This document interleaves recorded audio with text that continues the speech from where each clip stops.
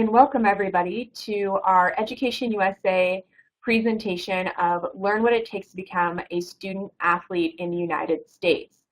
I'm Jenica Heim. I'm the Education USA advisor in Canada. We run webinars usually at least once or twice a month. So if you're interested in checking out some of our past webinars, go to our YouTube channel. And at the end of the presentation, you'll have a bunch of information like my email, my website, and the next presentation, which is going to be the next webinar will be Inside the SAT, which for anybody who's interested in being an athlete, testing is incredibly important. So this might be another webinar that'll be of interest to you.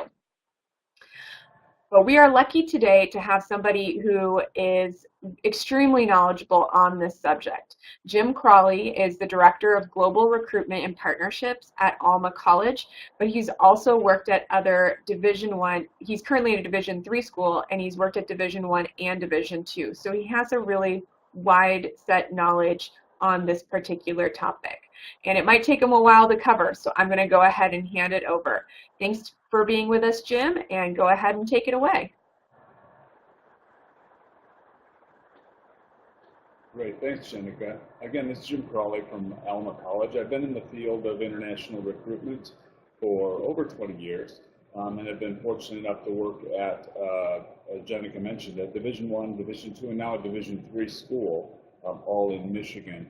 And in the course of that, I've worked with many different athletes and also, obviously, our coaches in helping to recruit these athletes. Let's move on through the presentation, and feel free to type in any questions. And if it's something that I can fit into the presentation while I'm presenting, I'll certainly answer it then. Otherwise, we will come back to questions at the end. So first of all, I think what we're trying to cover here is a little bit on the following topics: how to determine whether a student is good enough to be recruited for athletics at the collegiate level in the United States, a bit about understanding eligibility and where to find out more information, understanding the challenges of becoming a collegiate athlete, the importance of academic success, which allows you to continue to be an athlete at the collegiate level. And we'll brush over, but not spend a lot of time on how to figure out where to study, where to go, and what factors are important when choosing the university. We're going to try to blend that in with what that means in terms of athletics, and not so much on just the college search process in general, which is covered under some other seminars that Education USA offers. And we'll offer some resources at the end, some websites that many of you may be familiar with that could assist the student and also yourselves if you're guiding students. So I think a key thing that students don't always know, and from recruiting in Canada, I can pretty much tell you that they don't really know whether they're a competitive level or not. Some of them do. I mean, if they have a lot of awards, honors, recognitions, all province, all country, national awards, then obviously they're very gifted athletes. But I think what the student needs to do is to try to compare themselves as best they can to the athletes at the schools that they'll be looking at. Many times the student should be able to go to the website for the university and they can see some of the statistics of those athletes that are there, and they can get an idea if their size compares, if their times compare, potentially even if there's any awards or recognition, which I realize sometimes is a little bit more difficult to compare from one country to the next, but nevertheless an athlete probably knows whether they are ranked or whether they are at the provincial or national level. Also, I think it's going to be important that the student has an athletic resume. There may be forms like a sample that you see on the screen. That was a simple search online, and I was able to find a fill-in-the-blank type resume. But students can certainly create their own athletic resume. What they're going to want to do is put very honest and open information about their stats, their awards, their honors, their size, if that is going to play into the picture, their height, their weight, that kind of thing. For some sports, that's pretty important. So any of those statistics are going to be, or could be important to the coach as they're trying to determine whether it's somebody that they're going to actively pursue or not. And keep in mind that it doesn't always mean that a student, or a coach, I'm sorry, is interested or not by whether they immediately pursue the student. There's a lot of athletes, so coaches have to weed through the many inquiries that they get to determine which athletes they're going to try to keep an eye on, whether they're going to pursue them, and it's not always a simple decision. So if there's a good athlete that really wants to be noticed by a coach, they sometimes have to be very persistent because of the volume of students or student athletes that the coach is probably looking at. And it could be the whole coaching staff that's doing the recruiting, so there could be multiple people that are involved. So what does it mean exactly to be eligible? Well, there's eligibility, and there's also the admission to university, and they're not the same thing.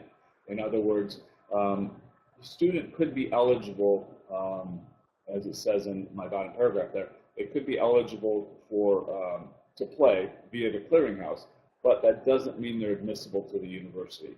Very often the clearinghouse standards are lower than some university admission standards. So coaches are going to be looking at a few different factors when they decide whether they're going to recruit a student.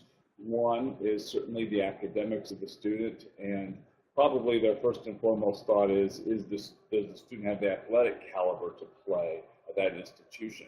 So you've got academics and you've got athletics, but you've also got the character of the student. I've seen students who were very, very good athletes, but because of something that they either inappropriate or something bad they did in high school or secondary school, they were then disregarded by coaches because of the character that they had exhibited in their secondary school. So there's certainly reasons that a coach might decide not to look at a specific athlete. So the clearinghouse is something that we'll look at in the following screens, and that's an NCAA Division I or II clearinghouse, or there's also their own version of the clearinghouse with the NAIA. So again, just reiterating that being cleared by the clearinghouse does not always guarantee, it doesn't guarantee admission at all. They're not related to each other. So let's just look at the NCAA Division I. Now there's also II as well. I'm just giving you one example. And this is available on the NCAA website, clearinghouse website. So let's just look at this in the sense of what the clearinghouse is looking for. You've got the 16 core courses, and there is a chart that's also included that I don't have on the screen, but there's 10 core courses completed over the 7th semester, and 7 of the 10 must be in English, math, or physical science. And then basically, as it says, the grades are locked in at the start of the 7th semester and can't be repeated. And there is the possibility, as it shows you in italics, that a student doesn't meet the core progression requirements may still be eligible to receive athletic aid and practice in the initial year by meeting the academic red shirt requirements. Again, more of that information is on the website. But basically, we're looking at the core curriculum, the core courses that will be required for initial eligibility. In addition to that, there's also the test scores. So the test scores are the SAT or the ACT. And there's a sliding scale, again, referenced on the NCAA site. So it varies by, it's a combination of GPA test scores that they're looking at. And they're doing a combined SAT using the best subscores from each section. It's important that students, when they take the SAT or ACT, that they are sending their score directly to the NCAA Eligibility Center so that the official scores are received and can be evaluated. Test scores on transcripts, as it indicates, are not eligible for review. So the students do have to have the official test scores sent. And then, as it says on the bottom, only the core courses that appear on the list of NCAA courses will be used to calculate the core course GPA. Use the list as a guide, as it says there. Okay, and then you see at the very bottom a little bit of a, well, the reason it says after August 1 is because there could be athletes that are older than that, but we're really dealing with the August 1 deadline at this point, or I mean, a change in policy at this point for your students. So it's a corresponding test score and core course minimum 2.3 in a sliding scale. Again, it's important to have that scale available when you're talking to students, or at least refer to it, so you can tell whether the student is really going to be eligible or not ahead of time. At least you can get an initial look at that. So the NAIA, which some schools belong to, and I believe this screen might be slightly blurry, and I apologize for that. Some schools belong to NAIA. It's just a different division of athletics. It's not part of the NCAA, and it still restricts the students to 4 seasons of competition, just as you had with the NCAA.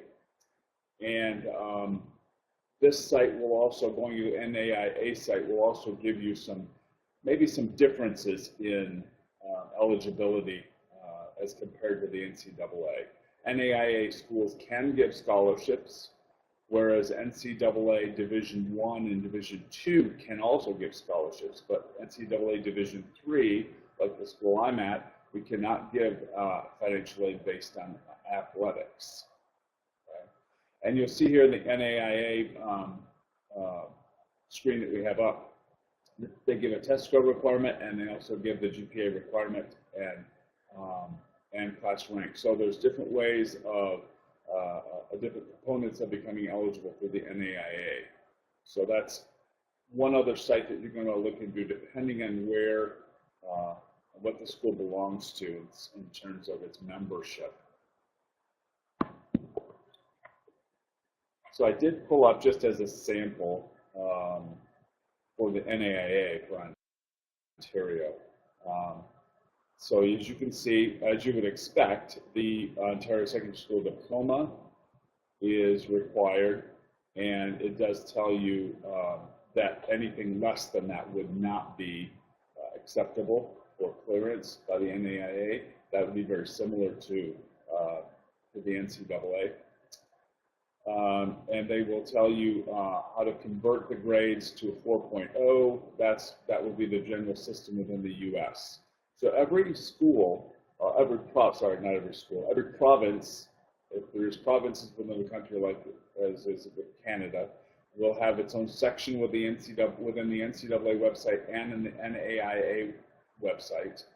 If there are no provinces, then the country, it may be divided by state, it may just be a general countrywide criteria. So it's important to familiarize yourself with the guidelines on both of the sites, or at least have them ready to reference when a student asks the question. They can also go on there and research themselves.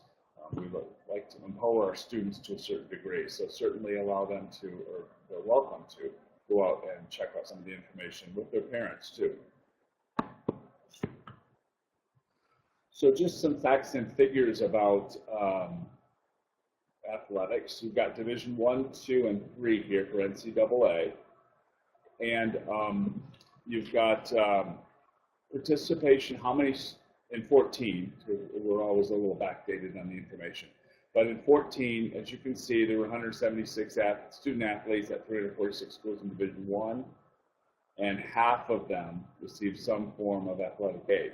So even though there's not that many athletes, when you consider the total number of college students in the U.S., you've even got to cut that in half to determine the number that actually get financial assistance based on athletics.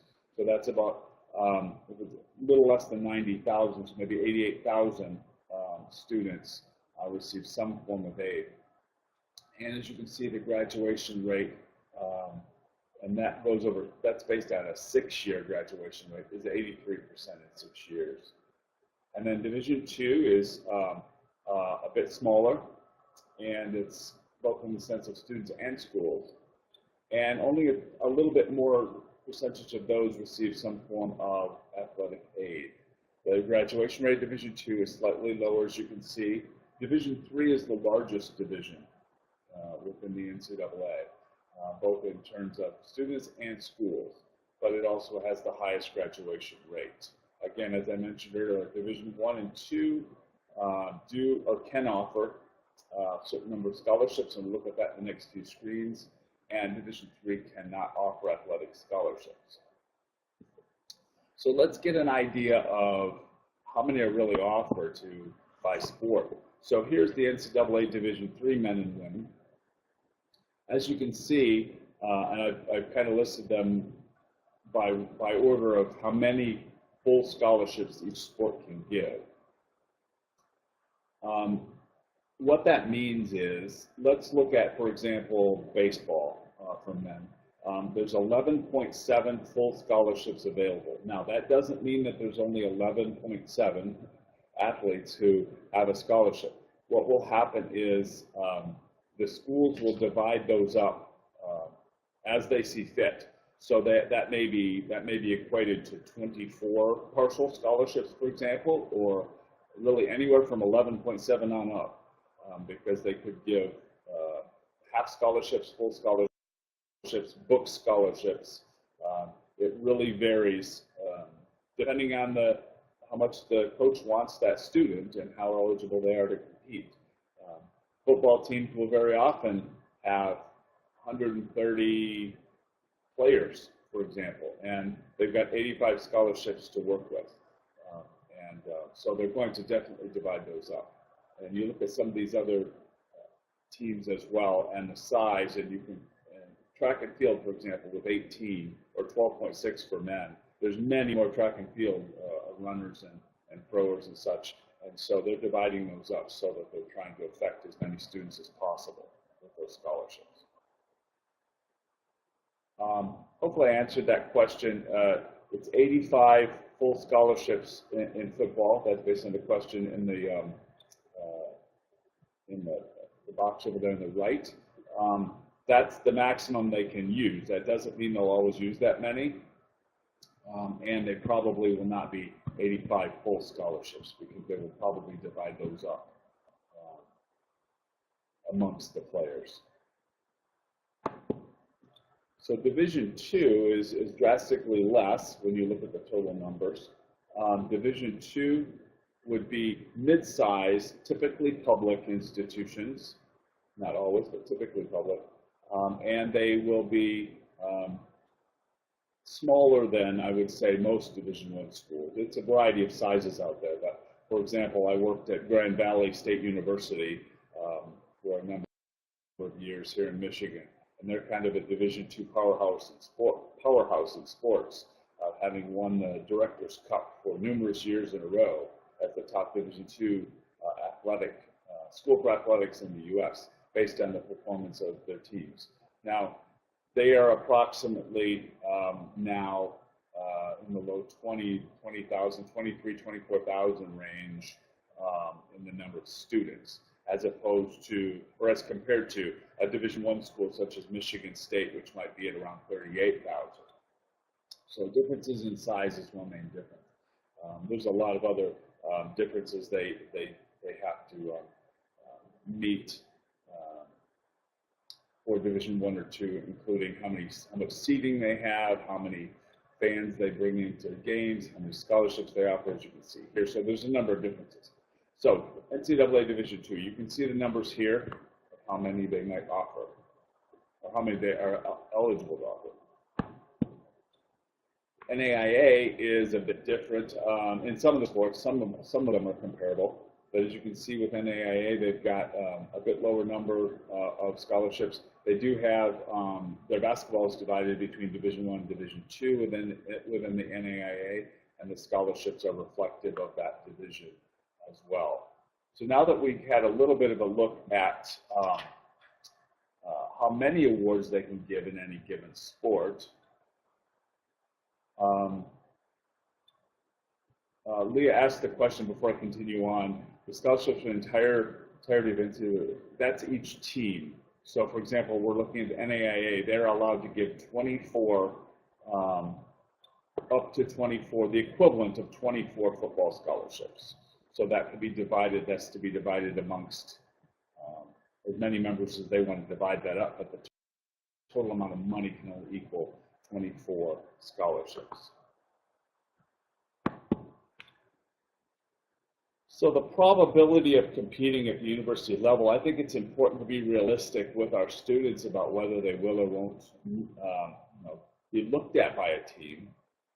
But it is good to know that that in Division II, that some areas have grown. So this is looking at from 10-11 to 14-15 years in Division II, and the growth in the international student athletes, it has gone up rather nicely in some of these sports. So there's certainly the potential as schools add sports, then of course that affects these numbers. As they expand their teams, that also affects these numbers. But I would say the majority of these probably would be because schools have added sports to their to what they offer, and that's why there's some increases. But these are some of the faster growing sports over the last from 2010 to 15. Now let's look at more of the probability in the sense of whether a student would actually compete at the university level. I'm not going to go through all these, but we'll just pick, and this would be based probably when it says high school participants. I'm assuming that this is based on U.S. numbers, not international numbers. But when you look at for example, basketball, over 500,000 students at the high school level participate, and then that goes all the way down to 18,000 that can be at the NCAA level, which is a 5.6% of the total number of high school athletes that actually play in the NCAA. And break it down further, 1.9% go to Division I, 1.4 to Division II, and 2.3 to Division III. So as you can see, the percentages are relatively small of the student when you look at the overall population of students. And I would venture to guess that if we looked at international athletes, the percentage is even smaller because there are less international athletes competing in the U.S. than there are U.S. athletes. So granted, there's maybe not as many, depending on the country, maybe not as many high school participants to start with, but the percentages are small. This is for men. Let's also look at women to see a comparison. So let's compare it was 3.4% for men's basketball. Women's basketball is 3.9%, so it's not too much different. But this also gives you an idea on the women's side. Probably, without flipping back and forth between the screens, I would venture to guess that they're fairly comparative in the sense of the percentages that go on. Keeping in mind that some sports have large numbers, larger teams. So if we do flip back, you'll notice that football, there's 1 million kids playing football at the high school level, and that's by far the biggest of any of the sports, with basketball and track and field having over 500,000. For women, the only ones that come close, there's 3 that come close to the 500,000 mark: basketball, track and field, and slightly lower with volleyball. So that gives you an idea percentage-wise of how many go on. I think students need to have a realistic view of how competitive it is and how challenging it is to even be looked at by a U.S. coach. So here's a checklist that many of you counselors have probably seen and maybe even use a variation of this. So some students, if they know that they're talented and they know that they're going to be looking right away when they start high school, and I would suspect that high school counselors encourage their students to take what would be core classes anyway. But in grade 9, that's one thing that they could be doing, or even before grade 9, is what are those NCAA core courses that they're going to need to have taken to clear through the clearinghouse. And then, like I say, most counselors are advising students, I think, to stay on that academic path anyway, but this allows them to do that research early. And then in grade 10, they can register with the clearinghouse. And in grade 11, make sure you graduate in time with the required number of courses.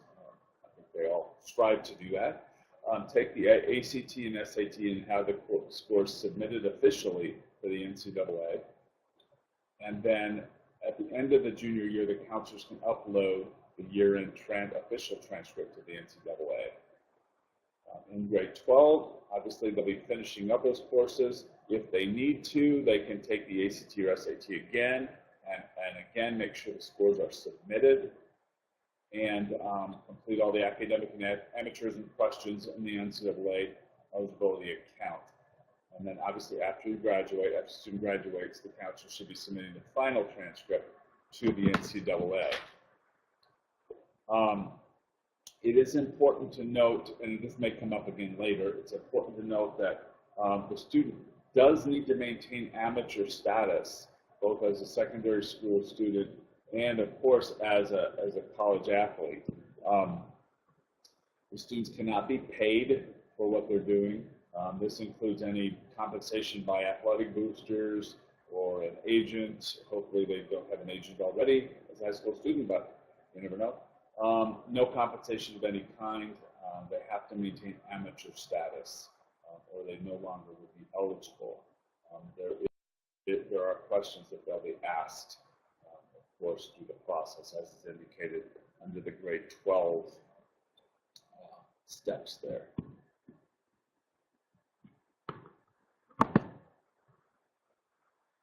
So I think this doesn't necessarily just apply to Canadian student athletes. It just happens to be that we're talking to a lot of people in Canada, so I just slipped that in there. But there are reasons why a student athlete may choose. Number one, they're an elite athlete. I mean, they're at that level where they are pretty sure they're going to be able to play in the U.S., and they're being told they're going to be able to play in the U.S., and there's coaches watching them and that kind of thing. So you have that high level of athlete. There's also some parental influence, I think, sometimes, maybe all the time, I'm not sure. But certainly they want the best for their child, and they should. But there's also sometimes, I think, an unrealistic expectation of where the student is able to compete. So that's something that sometimes a student feels that they're supposed to go to the U.S. because they're being told they're supposed to go to the U.S. And so it may or may not be the case that they can actually make an athletic team. So they're also the last one. They're seeking, not the last one, sorry, second to last, seeking specific academic programs. I mean, there may be a program that they simply can't find in their home country, or it's very difficult to get into it. And so they may be looking at the U.S. or some other country specifically for an academic program. The fact that they're able to compete in athletics as well is almost like a bonus in that case. And I think that the last one, I apologize, there appears to be a word cut off there, but I believe that that's supposed to be seeking high quality in smaller schools. So students may be looking at the opportunities of a high quality education and the ability to really play in a smaller situation. That would be in particular maybe a Division III school that might be smaller. And so a student is really looking for the opportunities to play. You may have heard this saying, the students need to decide do they want to be a big fish in a small pond or a small fish in a big pond. And that definitely fits when one might be looking at the athletic opportunities. I know of students who have in fact turned down scholarships at Division I or Division II schools. They weren't full scholarships, they were partial scholarships, but they turned them down specifically because they went down a division because they knew they would play more. That's kind of a consideration that the students have to make. Do I go to this school where I have a partial scholarship and chance that I won't get as much playing time as I would like, or do I give up maybe that small scholarship, go to a school in a lower division, Division III, let's say, which is very competitive, and know that I'm going to play all the time or much of the time, And students in Division III are simply there because they love the sport. They're not getting paid to play. They just love to play. And like I say, it's also very, very competitive. Okay. So as we're talking to students and we're trying to mix the academics in with the athletics and all the other factors that they have going on, we want to talk to them about not just the athletics, but what academic program does a student want to go into? And I think that that's kind of crucial in the decision process. Also, what size school and what effect does that have on athletics? What does location play? And obviously, what factor, or how does cost factor in? So let's look more in detail at these without going into a lot of depth because we want to give time for questions at the end. But this is one I'll breeze through, but because all of you pretty much know this, but you've got the 2-year degree at the junior colleges, and I should say there's also an approval process for the junior colleges too. So you might have students going to study an associate's degree who either academically were not ready to go on to a 4-year school immediately, or who, for financial reasons, decided to go to community college. There's a very competitive athletic program throughout the junior college or community college system. Community college, junior college are interchangeable here, and so that may be another option. I've known students who definitely have gone on to play community college first, and then they look to transfer to a 4-year program after a couple of years and continue their eligibility at a 4-year school. And obviously it goes on to talk about the bachelor's, master's, and PhD, but we won't necessarily spend time on that. We can get that in another webinar. It's probably stuff you already know. So this should actually be not the size of the school, but the program first. So the program, keeping in mind when talking to students that the program is absolutely important. One, because the school has to offer the program you want, and that's pretty crucial.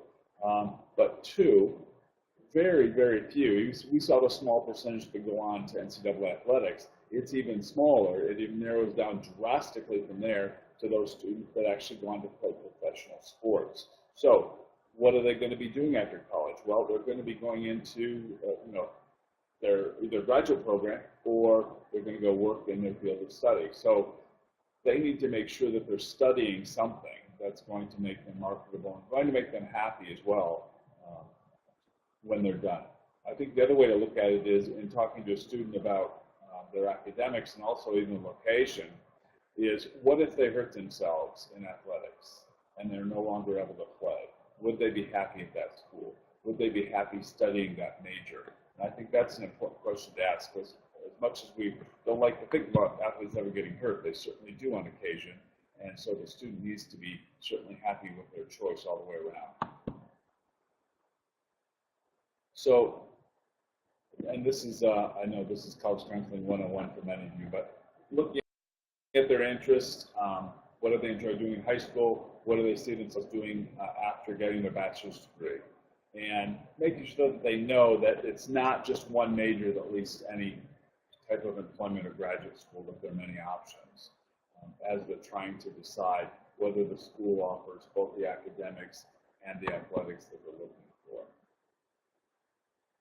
As international students, I think it's important to bring out a couple of these points. The international student applying to the U.S. is going to have to indicate a major when they apply for admission, even though they may not know exactly what they're going to major in potentially. It is not that difficult to change the major once they're there, typically, both in terms of the university and also in terms of their immigration document.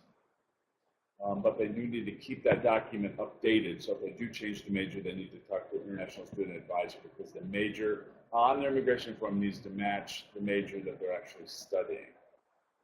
Okay. Pre-professional programs, I just wanted to mention, we do occasionally get students, some athletes, some not, obviously, that are interested in pre-professional. I think it's just important to be upfront with the students about the difficulty of getting into professional school in the U.S. for international students, and the fact that they won't necessarily be majoring in the pre-professional area but they might major. For example, if they want to be pre-med, they're probably going to be a biology or biomedical sciences or some other science major, not necessarily a pre-med major in most cases. So we kind of know this information too, but you can see the concentration of the universities in the U.S., and then obviously these are where we hear of the teams too, and we're thinking of the schools that we hear about. We look at the concentration in Florida, in Chicago, and even in my area in Michigan, some of the Big Ten schools, and then of course the East Coast and West Coast. There's a lot of schools really all over the place, and it depends really on what the student is interested in the terms of both what they offer and then also even the climate. Students are going to find that whether they're going to a big school or the small school, they're going to want to go to a place where they feel comfortable with a coach, they feel comfortable with the setting, they feel that this is a place that they can depend on to really provide them with a good degree. So let's look at the portability really briefly. And as you can see, they are required to show, and you probably know this, show full financial support equivalent to 1 full academic year as an international student, and it includes everything. Verification can be shown in the form of scholarships, both academic and athletic, personal family funding, sponsor funding, possibly loans. I think Ontario, if I'm not mistaken, still has a loan program to study in the U.S. That could be different now, but last I knew they did. And other provinces or even countries may have something like that available too.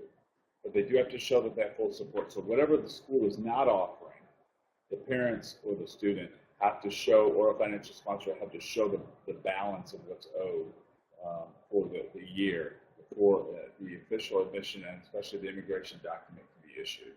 And it's very likely that when they go up to the visa interview, they might need to show that funding all over again. Schools in general try to award everything that they can to meet the students, both need-based if they offer it, but also athletic or academic aid depending on what's offered. As I indicated, academic scholarships are generally partial, as are athletic, although they could be full. It's very rare that you'd find a full academic scholarship anymore. They do exist, but they're fairly rare. And as are really need-based awards for international students, those are also fairly rare, although they do exist.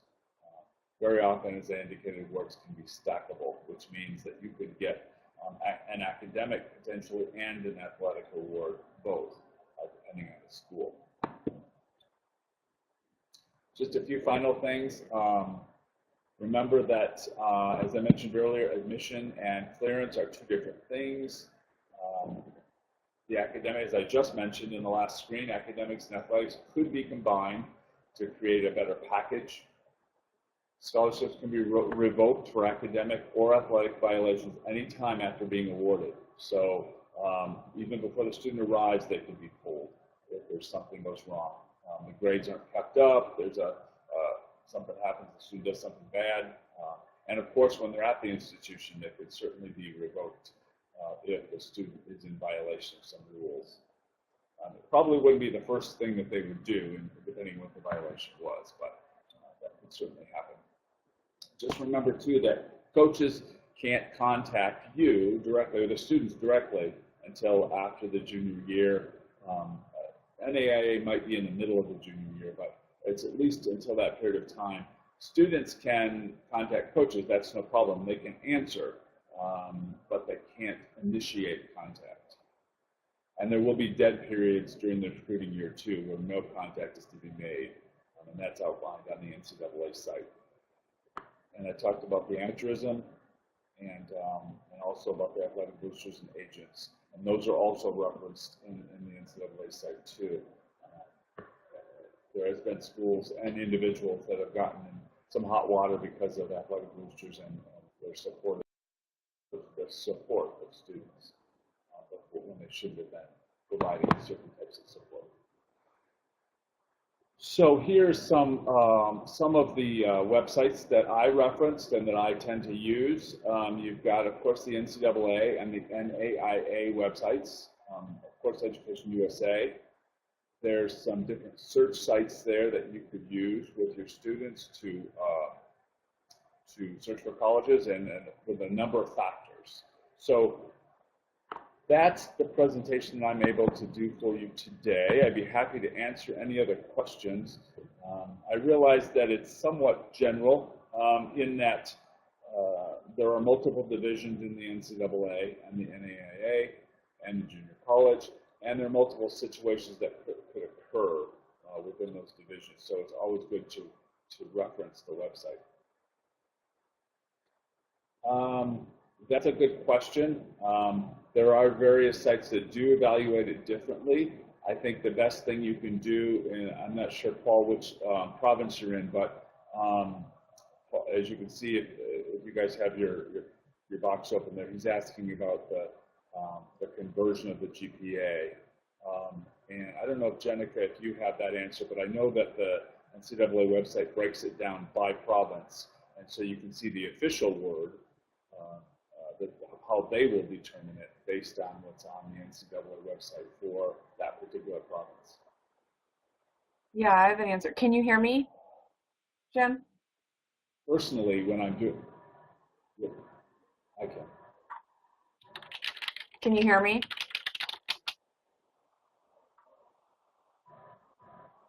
Yep, go ahead, Jennifer. Hello. Can you hear me?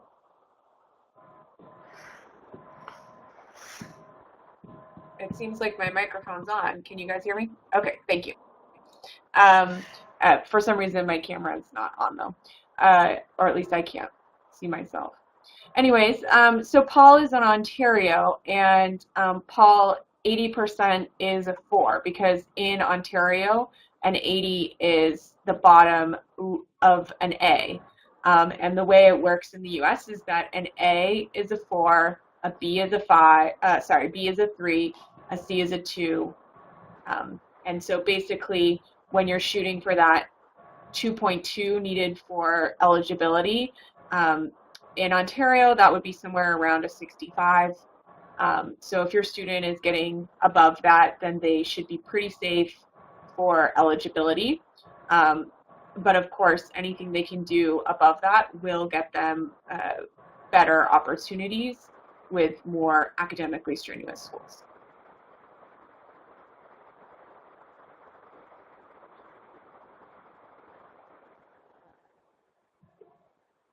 Any other questions out there that I can help with? Yeah, and Jim, were you saying, I think maybe if I missed it, that there's a PDF for international students that tells the grade breakdowns, like of every province?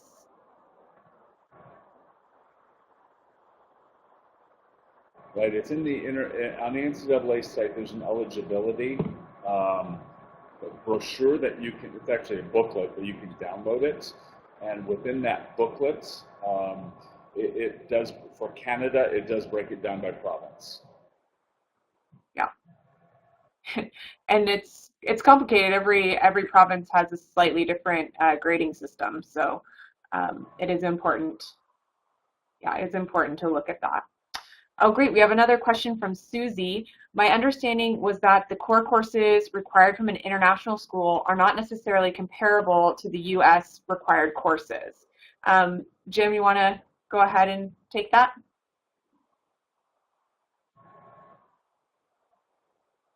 Yeah, I think, again, we would need to go, I think that could be true, Susie. I mean, it does depend on the country, and even like within Canada, it's within the province. So need to refer to that NCAA eligibility pamphlet or brochure that's right within the site, and you'll be able to search by province, and it will be, they should be very specific in there about what you can use as core courses for that specific province, or if you're in another country, then it might be countrywide. But I know for Canada, it's divided by province. Yeah, exactly. And so the specific website where you can find the course list for your province is ncaa.org/course list. And when you're searching, just search for your province. Don't put in the name of your school. So when you put in, say, British Columbia, then you'll get the list of core courses that are acceptable for British Columbia. The thing that's important is that the core courses, the general structure of them doesn't change internationally. You still need, 4 courses in English, 3 in math, like all of that is the same. It's just which courses are eligible. So like, for example, if you go to a Francophone high school, your French classes are eligible for your English core courses because they're the first language you're learning. So there are some, or if you're in immersion, sometimes your French courses might count as your English requirement, which I know doesn't sound, which sounds illogical, but it's something that can be done.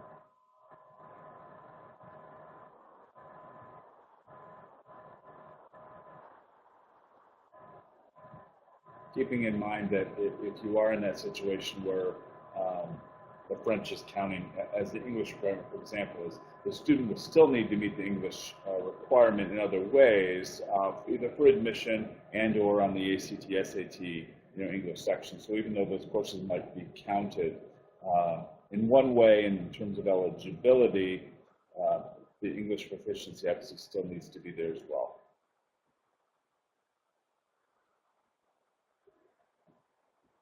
Definitely, and if a student's first language is not English, then they will likely have to take a TOEFL for any school they apply to. That's not a score that is asked for by the NCAA, but the university that the student wants to go to might have a minimum requirement for their English language.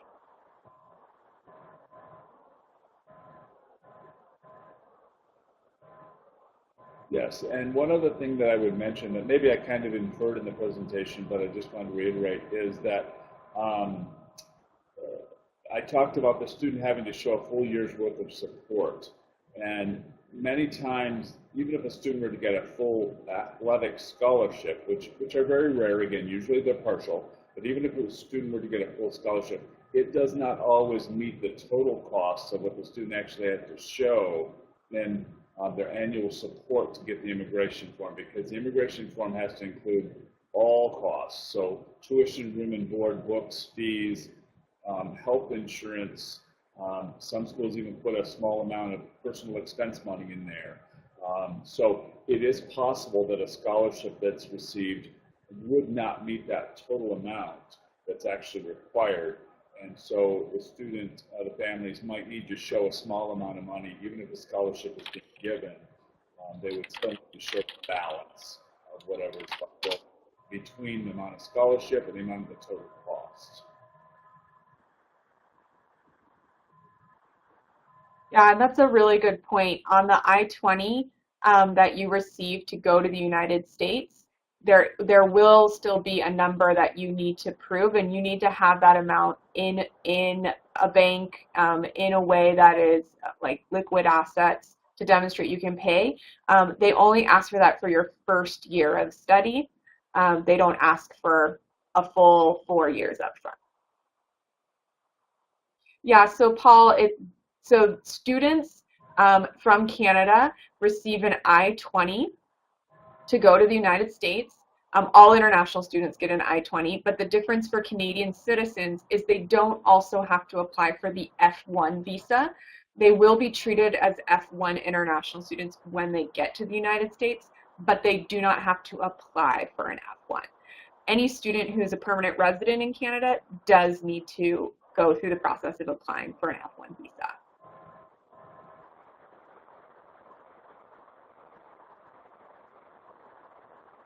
Yep, and the basic stipulations of that status, of that F1 status that they will kind of have, is full-time enrollment and only being able to work on campus, and that's only up to 20 hours a week. So those are just a couple of the things that we always talk to the students about, and it's the student's responsibility to maintain that status. It's not the international student advisor or the coach or anybody else. The student has to make sure that they stay enrolled full time. People will be reminding them, but it's still ultimately the student's responsibility to maintain their status in the U.S. Great questions. Are there any other questions we can help folks out with?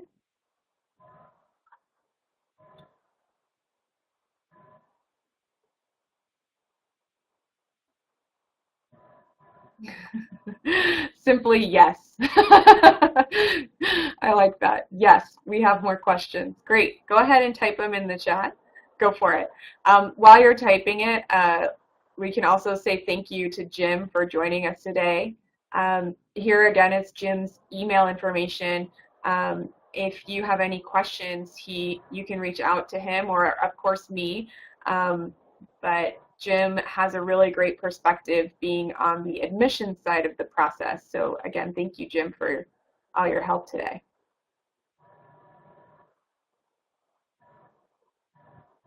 No problem.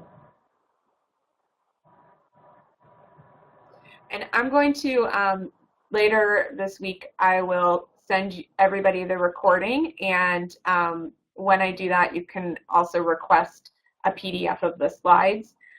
They will be made available afterwards.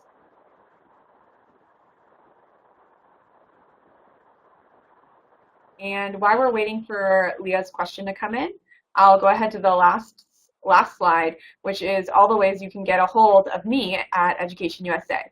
As promised, the YouTube channel, you can find past webinars there, and this webinar will also be housed there. I'll put it up within the next couple of days, and you can go back and watch it as many times as you want.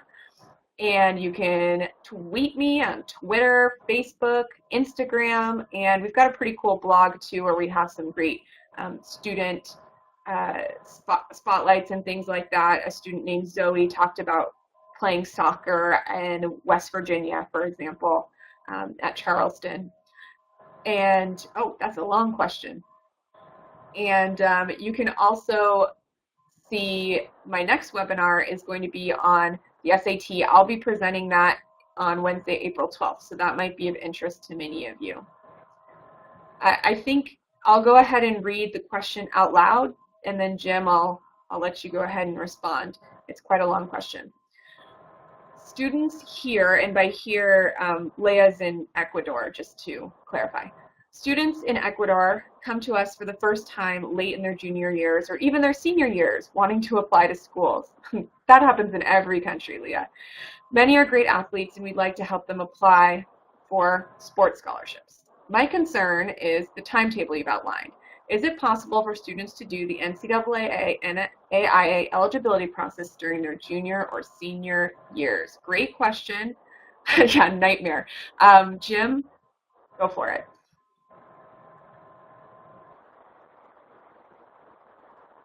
Yeah, I mean, we've had students that get cleared like right before they start college, so they can do that pretty much at any point. So don't let that scare you off in the sense of it, you know, the time frame. That timetable is more of the ideal in the ideal world.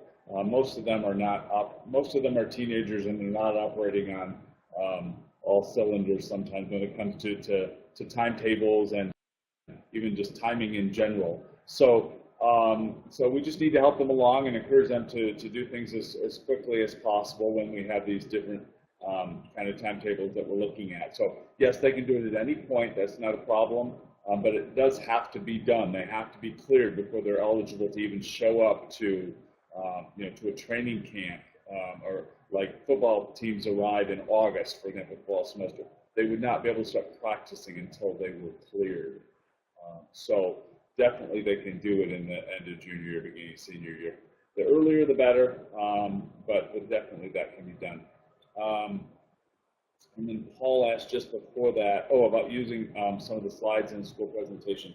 Most of this stuff is, you know, I pulled some together, but a lot of it is out there on the internet anyway through different sources. So, you know, feel free to use the statistics. I don't think there's anything really in the presentation there's no proprietary information. Probably ask that you not use the whole presentation verbatim, but certainly, pick what's helpful and what makes sense to show to students, and sure, that's fine, not a problem. Yeah, and I want to speak to a minute to what Leah said. And so what can happen is students who come to you very late, especially in grade 12, they start to run up against all sorts of deadlines, being recruited, as well as the deadlines to actually apply for the universities. So sometimes, especially if they haven't been on track with core courses, they might be too late for Division I or Division II.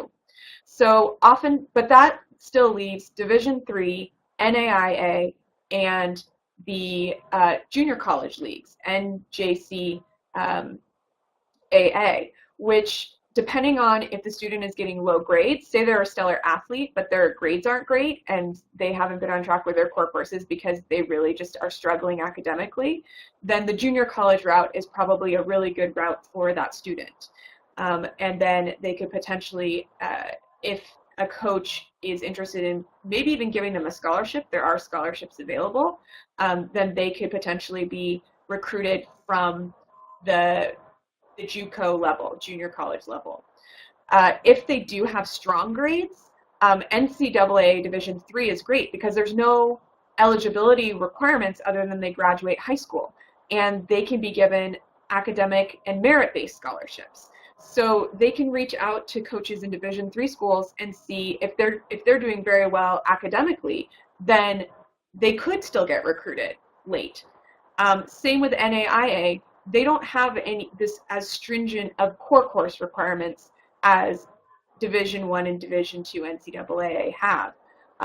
Their requirements actually for NAIA are based on how many years you've just been in university. You lose eligibility for years of university you've been in. I have a friend who went back to university at age 29 and had eligibility to play in the NAIA because he had never graduated from a university. So, so NAIA can be good for mature students who maybe have spent a couple years outside of college and want to go back into their sport.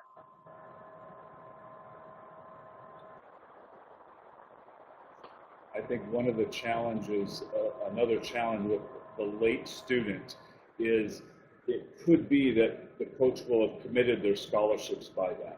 So the later it goes into the process, the more risky it is that a coach will have any money left over to offer.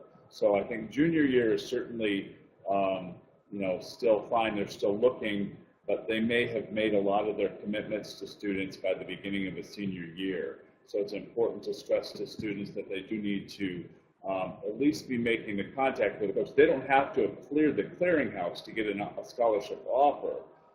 But the coach at that point will be pushing them really hard to get that done. So it is important to be getting the information out to coaches during that junior year so they don't lose out on the opportunity of scholarship availability. And I don't know how much scouting happens in Ecuador. Obviously in Canada it's different because it's close and a lot of Canadians play in US tournaments, and a lot of Canadians are scouted to play in the United States. There's a large number of undergraduate Canadians playing NCAA sports, thousands. So oftentimes the answer to the question is if they haven't been actively being recruited, then NCAA is really off the table if nobody's reached out to them. Like by the end of their grade 11 year, it seems kind of like it's not going to happen at that division level if nobody's been reaching out to them. Again, in Ecuador, I don't know how much contact they have with coaches, but I would assume, like you said, in soccer, if there's a lot of kids going for soccer, then they probably are also being recruited directly by the coaches.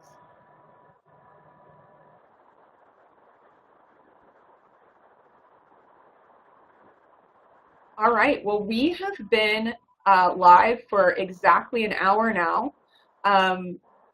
So we will go ahead and wrap this up. You can reach out, like I said, to either of us with any other questions you have.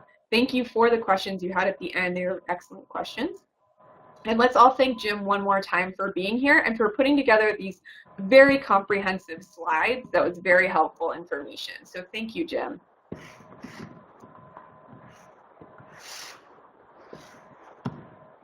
Thank you very much, Danica. It was great to be here. All right. To go ahead and log off, you can just close your tab in your browser and have an excellent afternoon.